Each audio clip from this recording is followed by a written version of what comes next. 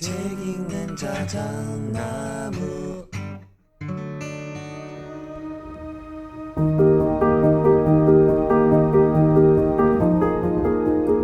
안녕하셨습니까?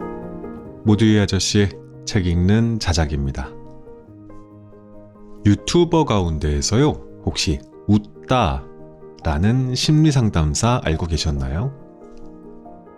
심리상담에 대한 그 채널 워낙 좋아하는데, 게다가 무려 구독자가 13만이나 되시던데, 저는 이제야 알게 됐지 뭡니까?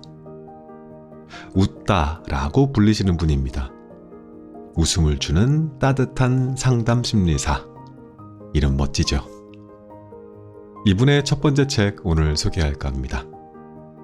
인생을 숙제처럼 살지 않기로 했다 예요. 다산북스에서 펴냈습니다. 책을 집필한 사람의 정보를 미리 아는 건 참 중요합니다.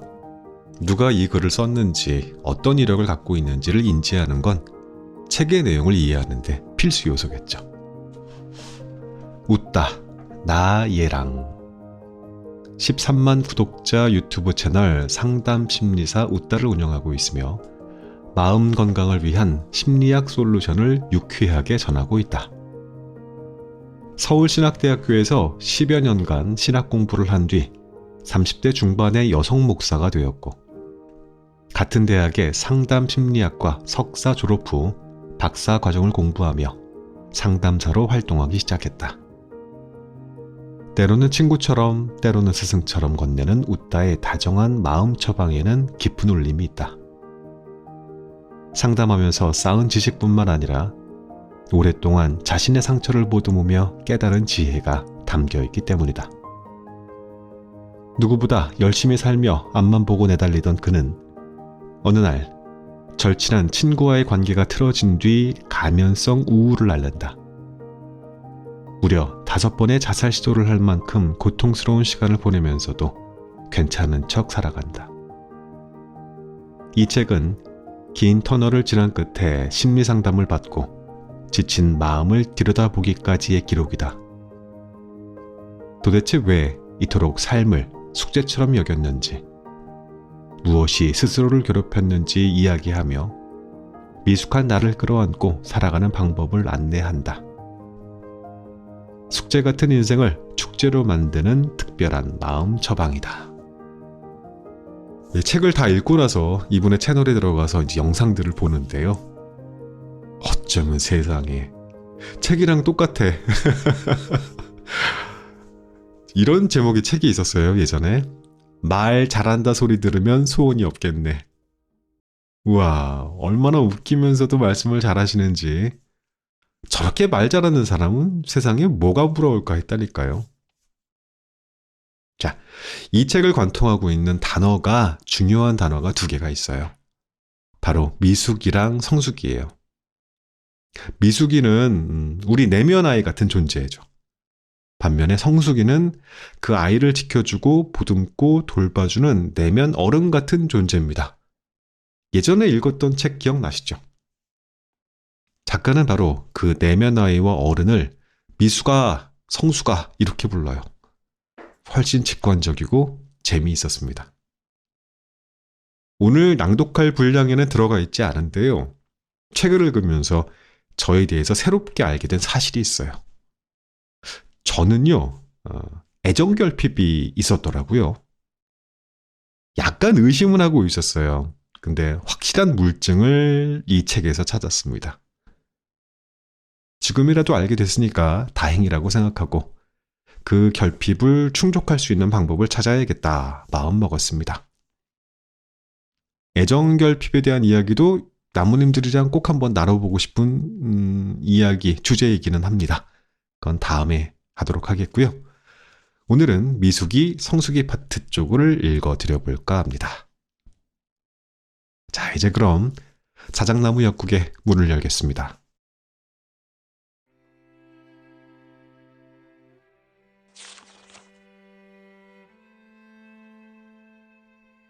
미숙한 나라서 다행이야. 저는 아주 두껍고 단단한 껍데기를 조금씩 벗으면서 안에서 부화하기 시작했습니다. 지금까지 저는 제 자신이 잘나고 멋지고 성숙한 사람인 줄 알았는데 이제 보니 겨우 알에서 나오기 시작한 공룡이더라고요. 왜 공룡이냐면 알 껍데기가 제일 두껍잖아요. 저는 사실 자신이 어떤 공룡인지도 모르고 부화한 미숙한 생명체로 자기 정체성을 형성하지 못하고 그저 사회가 부여한 모습대로 겉보기에만 성숙하게 살았던 거죠. 껍데기를 벗고 보니까 저는 정말 미숙했더라고요. 자존감은 낮고 자존심은 세고 자기 마음도 잘 알아채지 못하고 억압, 방어, 부인을 생활화하면서 페르소나 덩어리로 살아가던 사람이라는 것을 그제야 알게 됐어요. 이렇게 미숙하게 살면 굉장히 스트레스를 많이 받아요. 우울증에 걸리기 쉽고 몸도 자주 아파요. 자신을 억누르면 몸이 소리를 내거든요. 그리고 진실하고 편안한 대인관계가 없으니 겉으로는 밝을지 몰라도 속으로는 계속 고립되고 외로워요. 그럴수록 열등감과 수치심은 더욱 깊어집니다. 소속감이 없을 때 열등감이 더 깊어지거든요. 아무도 없는 방에 혼자 누워서 쉰다고 해도 마음이 편하지 않을 겁니다. 수치심이 있고 미숙한 사람은 나 자신과 있는 게 정말 불편하거든요. 그래서 아마 정신이 쏙 빠지게 무언가를 계속하거나 게임을 하거나 그래야 할 겁니다. 안절부절 못하고 행복하지 못합니다.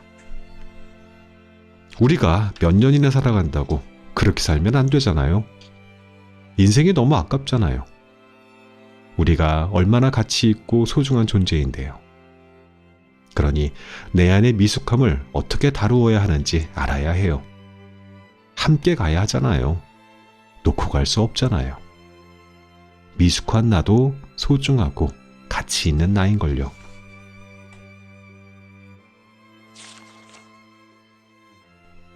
내 안의 미숙이와 성숙이. 제가 가면을 벗고 제 모습을 그대로 보여주며 만났던 친구가 어느 날 저에게 그런 말을 했어요. 너는 멘탈이 대통령감이야. 나이는 30대인데 한 7, 80년을 압축해서 살고 있는 사람 같아. 그런데 있잖아. 네 속에는 11살짜리 아이도 하나 있는 것 같아.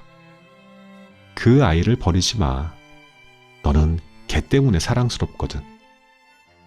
나는 네가 멋진 사람이라서 좋아하는 게 아니라 미숙한 네가 있어서 좋은 거야.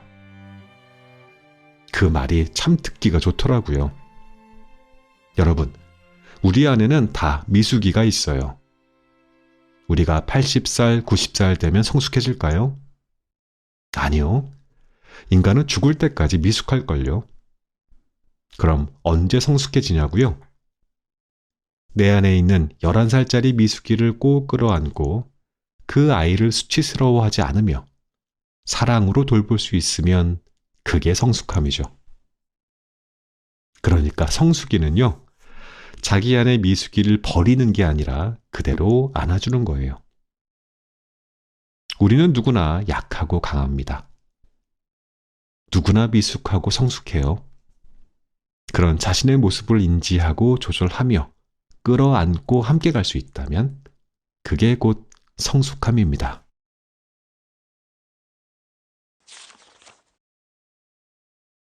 자기 비난 대 자기 성찰. 자기 발전은 채찍질과 비난으로 하는 것이 아니라 성찰로 해야 건강합니다. 예를 들어 볼게요. 업무 처리를 하다가 똑같은 실수를 했을 때 우리는 흔히 이런 말을 합니다. 아휴, 내가 그럼 그렇지. 하는 것마다 그렇지. 진짜 바보 등신이구나.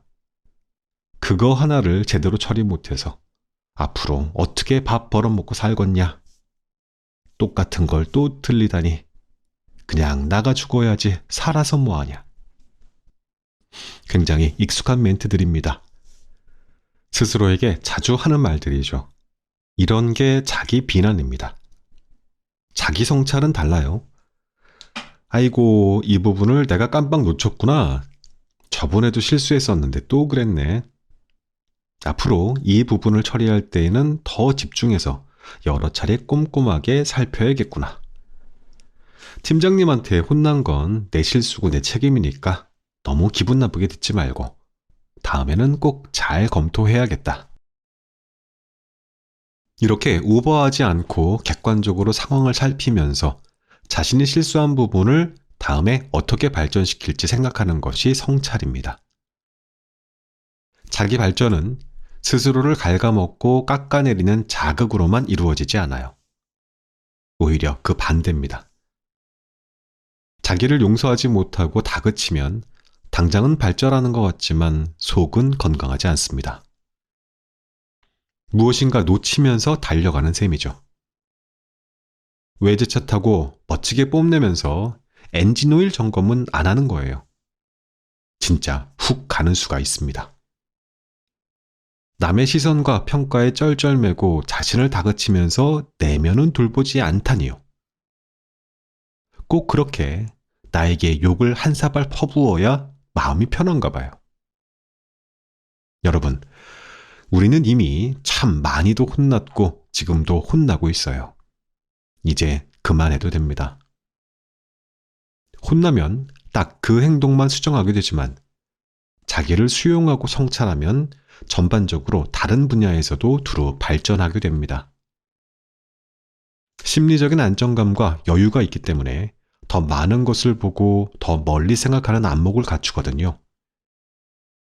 경직된 사람은 눈앞의 것만 생각하지만 여유롭고 자율적인 사람은 훨씬 더 많은 것이 눈에 들어오기 마련이죠. 진짜 성숙한 사람의 자기 발전은 그렇게 하는 겁니다.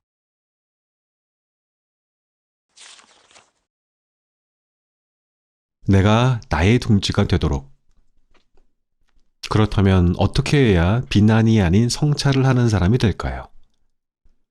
성찰은 자신의 마음과 지나간 일들을 반성하고 살핀다는 뜻이죠. 그렇게 살피려면 먼저 자기 마음부터 알아야 합니다. 나를 알기 위해서는 내가 싫어하는 나의 미숙한 모습이라도 외면하지 않고 마주봐야 합니다. 그것은 결코 쉬운 일이 아니겠죠. 굉장히 자존심 상하고 수치스러운 일입니다. 이런 나의 미숙한 모습을 볼 때마다 쥐구멍이라도 숨고 싶을 거예요. 사실 숨고 싶은 정도면 양호하죠. 진짜 미숙한 사람은 자기 모습을 보며 화를 내고 인정하지 않고 미숙함을 외면합니다. 그러면 성찰은 없는 거예요. 자기 비난, 타인 비난, 원망, 회피 등 원시적인 방어 기제들로 돌려막기 하면서 스트레스 홍수 속에서 버티기를 할 뿐입니다. 도대체 그러면 언제 행복하겠어요? 자신의 미숙한 모습을 직면하는 것은 자기가 먹고 토한 것을 찬찬히 살피는 것과 같이 역겨운 일일 수 있지만 그래야 진짜 자신을 돌아보는 성찰을 할 수 있습니다. 그렇지 않으면 나는 계속해서 먹고 토하며 주변 사람과 나 자신을 힘들게 할 테니까요. 뭔가 기분이 나빠졌다면 무작정 스트레스를 풀지 말고 잠깐 거기에 머물러 보세요. 술, 담배, 폭식, 넷플릭스, 유튜브는 나를 성찰시켜주지 않습니다. 내 짜증을 잊게 해줄 그것들을 찾기 전에 잠깐만 내 마음을 보세요. 나는 지금 무엇 때문에 짜증나고 스트레스 받을까? 내 속에 있는 무엇이 건드려진 걸까? 나의 수치심을 건드리는 그것은 무엇일까? 나는 왜 그런 소리를 들으면, 왜 그 사람만 보면 자꾸 화가 나는 걸까?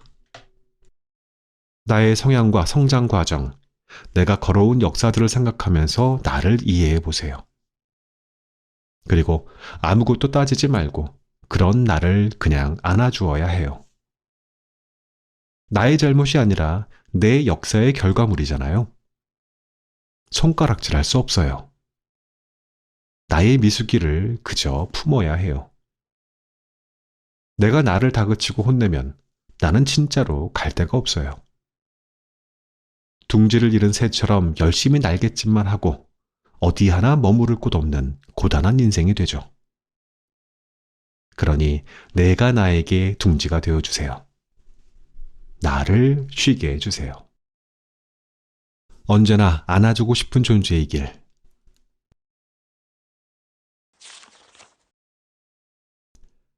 제가 심각한 중증 우울증 상태에 있다가 많이 나았어요. 그런데 지금 돌이켜보니 우울했던 제 모습이 참 가치 있더라고요. 제가 그렇게 나약했고 힘들었고 그것밖에 안 되는 아무것도 아닌 존재였기 때문에 드디어 제 자신이 가치 있는 인간으로 느껴지는 거예요. 이게 무슨 소리냐면요. 제가 언젠가 우울감에 시달리며 카톡을 탈퇴하고 휴대폰을 꺼두고 그냥 창밖에 있는 나무만 보면서 살았어요. 그 나무를 가만히 보는데 그 나무나 저나 그 나무에 붙어있는 매미나 저나 그 아래 기어다니는 개미나 저나 그냥 다 똑같더라고요. 저는 나무나 매미나 개미처럼 아무것도 아닌 미물일 뿐이고요. 그런데 세상에 나무나 매미나 개미가 세상에 없으면 안 되겠어요. 그 아무것도 아닌 작은 미물들은 생태계의 한 일원으로서 꼭 필요해요. 그때 비로소 제 자신이 가치롭게 보이더라고요. 나는 아무것도 아닌 미물이지. 심지어 나무나 매미나 개미보다 못해. 쟤네들은 우울증이 안 걸리는데. 쟤네들은 이러나 저러나 그저 성실히 자기 삶을 사는데 쟤네들이 나보다 낫지. 이 넓은 우주와 지구에 쟤네들이나 나나 똑같은 생명체로 생태계의 한 일원으로 살아갈 뿐이야. 그런데 저것들이 없으면 안 되는 것처럼 나도 이 세상에 없으면 안 돼. 나는 아무것도 아닌데 없으면 안 돼. 벌레와 같이 작은 미물인 나는 가치롭고 소중해. 중요하고 귀한 존재야. 그렇게 저를 바라보기 시작하니 다른 사람들도 그렇게 보이더라고요. 대단하다고 하는 사람들도 별다를 것 없이 보이는 동시에 엄청 귀한 존재로 보여요. 반대로 별거 없다는 사람들도 반짝반짝 빛나고 가치롭게 보여요. 내가 나를 함부로 대하지 않고 있는 그대로 소중하게 대하다 보니 길에 있는 나무도 개미도 사람도 귀하지 않은 존재가 없더라고요.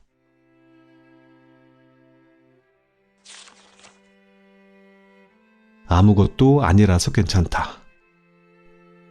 제가 인터뷰를 하다 보면 꼭 나오는 질문이 있어요. 구독자분들이 웃다님을 좋아하는 이유가 뭐라고 생각하세요? 진심이요. 저는 진심은 통한다고 생각해요. 저의 무기는 사람을 향한 진심입니다. 모든 사람은 가치 있고 사랑받아 마땅하다는 마음으로 방송을 하고 구독자를 대합니다. 그래서 저는 라이브 방송을 켜기 전에도 시청자를 위해 기도합니다. 실수하지 않고 잘하게 해달라는 기도는 해본 적이 없고 방송을 보는 사람들이 자신의 가치를 깨닫고 위로를 얻고 오늘을 살아갈 힘을 얻게 해달라고 기도하죠. 제 눈에 들어오는 모든 사람이 다 가치롭고 소중하기 때문이에요. 그래서 자신의 가치를 모르고 사는 분들을 보면 참 마음이 아파요. 여전히 좋아함에 목을 매며 무엇이 되려 하고 나에게서 그리고 타인에게서 무엇을 찾으려고 하죠. 그렇게 전전긍긍하며 조건을 따라 살아간다면 우리의 가치를 언제 찾을 수 있겠어요? 자신을 보세요. 자신의 무엇이 아닌 그냥 자기 자신이요. 자신의 영혼이요. 숨쉬는 모든 것은 사는 이유가 있어요. 다만 내가 그것을 아직 알지 못해서 깨닫지 못해서 스스로 사는 이유가 없고 가치롭지 않다고 생각할 뿐이죠. 여러분은 아주 가치롭고 살만한 이유가 충분합니다. 조건이 아닌 존재 그 자체로 충분히 아름답고 귀합니다. 자존감은 낮고 자존심이 센 사람은 자신을 좋아하지만 자존감이 높고 자존심을 부리지 않는 사람은 자신을 가치화합니다. 남보다 못해도, 실패해도, 부족해도, 우울해도 자기 자신이 안아주고 싶은 존재로 느껴지죠. 왜냐하면 내가 아무것도 아니기 때문에 그것 좀 실패하고 못하고 부족해도 그리 대성통곡할 일도 아니고, 동시에 내가 너무 귀하고 가치롭기 때문에 그것 좀 못하고 부족하고 실패해도 전혀 나의 가치는 달라지지 않으니까요. 나는 생태계의 한 일원으로서 작은 미물이지만 성실하게 나의 삶을 살아가는 것이죠. 그렇게 내가 아무것도 아니라서 다행이고 가치로운 겁니다.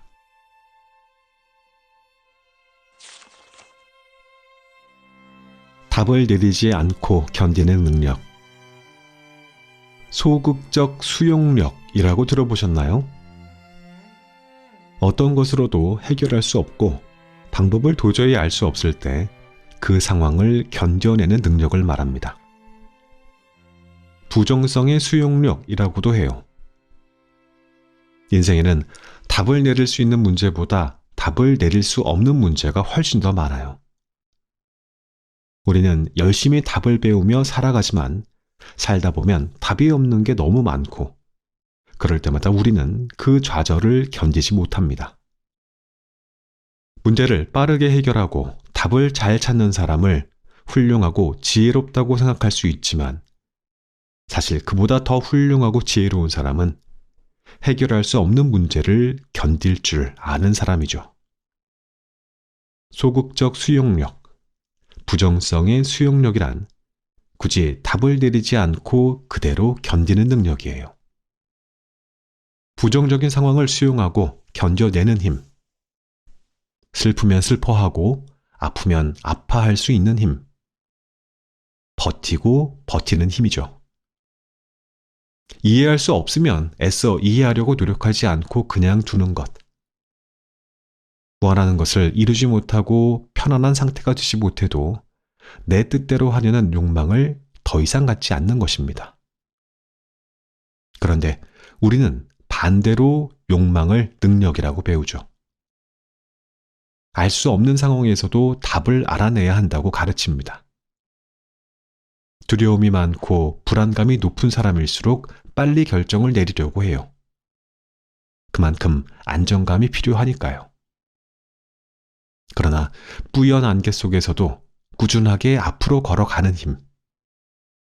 때로는 걸어가는 것조차 하지 않고 가만히 기다리는 힘. 그게 훨씬 더 대단한 능력입니다. 정말로 연약한 사람은 자신의 연약함을 직면할 수 없기 때문에 아파하지도 않습니다. 늘 즐거우려고 하거나 아니면 진짜로 아무것도 느끼지 않고 살기도 해요. 인생이라는 게 결코 늘 즐거울 수가 없는데 말이죠.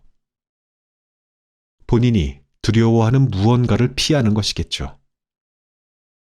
아파하지 않는 사람은 자신에게 솔직할 수 없는 사람이라는 뜻일 거예요.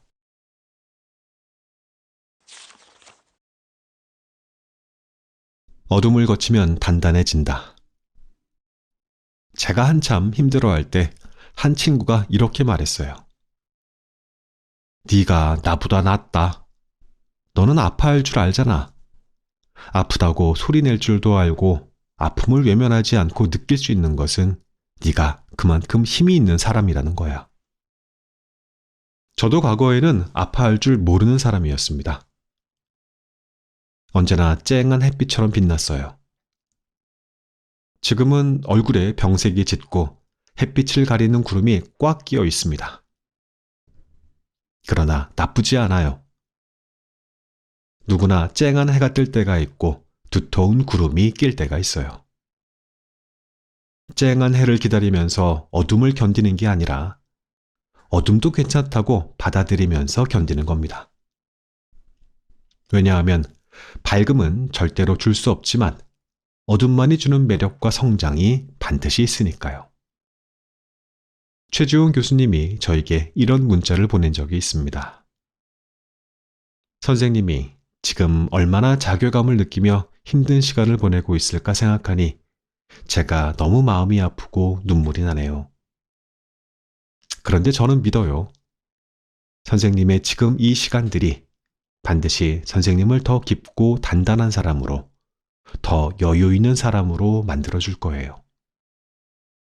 그러니 충분히 아파하세요. 그게 낫는 길이에요.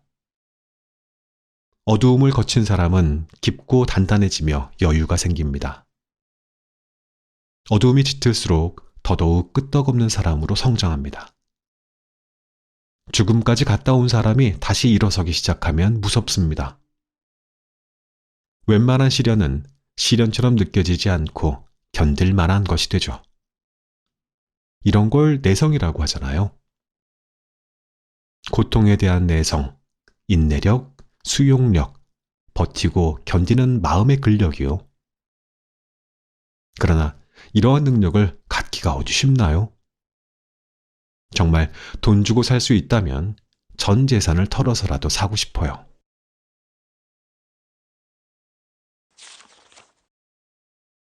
고통과 행복은 언제나 함께 있다. 저는 아직 터널을 다 지나지 못했어요. 아직도 버티는 중이고 견디는 중입니다. 터널을 지나는 다른 쉬운 길은 없더라고요. 그래도 괜찮은 날들이 많아졌어요. 아무것도 못하고 시체처럼 누워만 있거나 미쳐서 날뛰다가 이제는 이것저것 좀 합니다. 그러니 이렇게 책도 썼죠. 여전히 어느 날은 굉장히 좌절이 심하고 또 어느 날은 정신없이 그냥 지나가기도 해요. 그렇게 하루하루를 버티면서 여기까지 왔네요. 저는 인간이라면 누구도 이러한 고통을 끝낼 수 없다고 생각해요. 사는 날 동안 고통은 가져가는 거예요. 열심히 달리면 숨이 차고 피로하지만 결과적으로 볼 때 여러 면에서 건강해지죠. 고통은 그런 거예요. 숨이 안 찰 수 없어요. 힘들지 않을 수 없어요. 그럼에도 그 모든 것을 초월하고 달리고 아무 생각 없이 그저 지금을 견디고 가슴이 아파서 숨을 쉬지 못할 때에는 주먹으로 치면서 숨을 쉬고 눈물이 흘러 잠을 자지 못할 때에는 울면서 잠을 자고 죽고 싶은 충동에 휩싸일 때에는 죽어야 할 이유가 수백 가지라도 살아야 하는 한 가지의 이유를 구태여 붙잡으면서 그렇게 오늘만 버텨요. 딱 지금만요. 그렇게 오늘의 고비를 넘기면 내일이 와요. 아무렇지 않게 태양이 뜨고 나무도 풀도 거기 그대로 있어요. 나도 그것들처럼 그대로 그냥 또 하루를 살아요. 그렇게 또 내일을 맞이해요. 그렇게 하루하루를 보내요. 그 모든 과정이 터널을 지나는 중인 거죠. 나는 제자리에 있는 게 아니라 앞으로 나아가는 중입니다. 다만 터널 안이 너무 어둡다 보니 앞이 잘 안 보여서 나아가고 있는지 잘 모를 뿐이에요.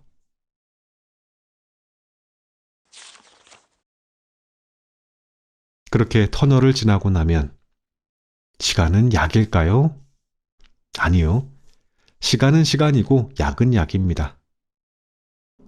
고통을 견디는 약 같은 건 없어요. 그냥 버티고 견디고 살다 보면 어느새 시간이 지나 있는 거지. 시간이 약이 되어 나를 치료해 주는 건 아니더라고요. 생명체는 고통을 가하면 반응을 합니다. 자동 반사적으로 팔딱거리고 고통스러워합니다. 곤충, 물고기, 동물, 사람 다 마찬가지죠. 자동 반사적인 것을 무슨 수로 막나요? 그냥 충분히 아파하면서 팔딱거리세요. 충분히 팔딱거리고 나면 서서히 힘이 빠집니다. 힘이 빠지면 그 고통에서 벗어나고자 하는 게 아니라 그냥 고통과 하나가 됩니다. 즉, 충분히 아파하며 아픔을 품다 보면 결국 초월하게 되는 것이죠. 정신을 잃으면 제정신이 돌아옵니다. 충분히 넘어져야 일어섭니다. 충분히 망가져야 제대로 삽니다. 고통과 행복은 반대가 아니라 친구이고 짝꿍이에요. 태양 옆에 구름이 있고 구름 옆에 태양이 있습니다. 고통 옆에 행복이 있고 행복 옆에 고통이 있어요. 슬픔 옆에 기쁨이 있고 기쁨 옆에 슬픔이 있습니다. 사랑 옆에 분노가 있고 분노 옆에 사랑이 있습니다. 아주 먼 것 같지만 바로 옆에 있습니다. 우리는 그 모든 것을 왔다 갔다 하며 이렇게 저렇게 어우르며 살아갑니다. 기쁠 수만 없고 잘 될 수만 없어요. 짝꿍을 외면하지 말고 거부하지 말고 그냥 받아주세요. 그래야 덜 고통스럽습니다. 충분히 팔딱거리고 힘이 빠지면 그때 비로소 옆에 기다리고 있던 다음 짝꿍에게로 넘어가요. 아픈 것도 기회인데 이 기회에 충분히 아프자고요. 아픈 나의 가슴을 지금 나의 따뜻한 손길로 한번 쓸어내주세요. 나를 달래주세요. 성장통이 좀 과해서 고생이 많노라고 격려하며 안아주세요. 그리고 나를 보세요. 나는 아무것도 아닙니다. 나는 아플 수 있고 좌절할 수 있는 우주의 한 일원일 뿐이죠. 그리고 다른 사람을 보세요. 그들도 그렇게 힘든 시간을 거치면서 살아가고 있어요. 나만 힘든 건 아닙니다. 우리 인생 다 그래요. 그리고 하늘을 보세요. 나보다 더 큰 세상이 있어요. 그 세상의 뜻에 따라 고통의 운명에 처해 있음을 받아들이고 내가 계획한 것보다 더 나은 삶을 선사해 줄 그 숙명에 굴복하는 겁니다. 그렇게 터널을 천천히 지나고 나면 여러분은 굉장히 단단하고 큰 사람이 되어 있을 겁니다. 아직도 다 지나지 못한 저와 함께 말이죠.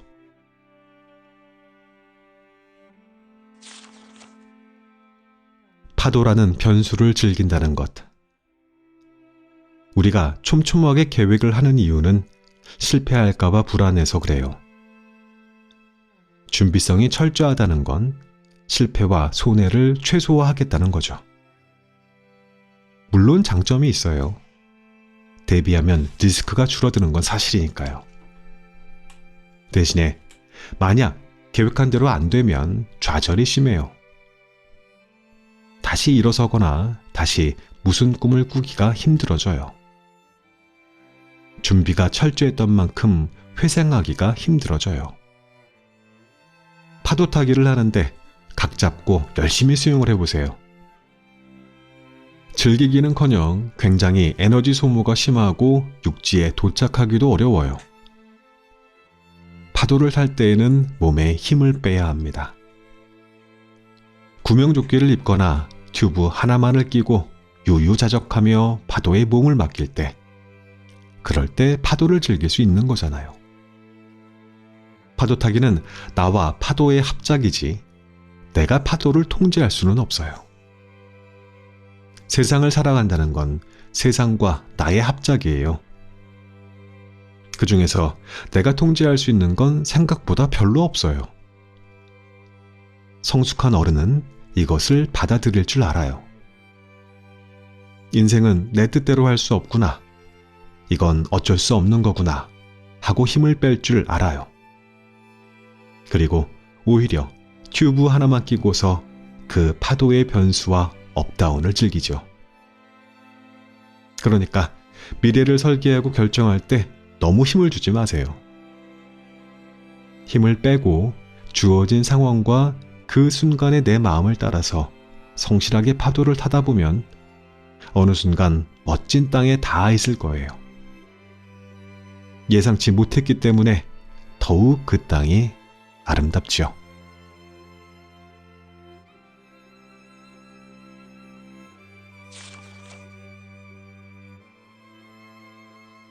이 책의 낭독은 여기까지 하고 마무리하겠습니다. 또 좋은 책 가지고 금방 다시 돌아오겠습니다. 그때까지 안녕히 계십시오.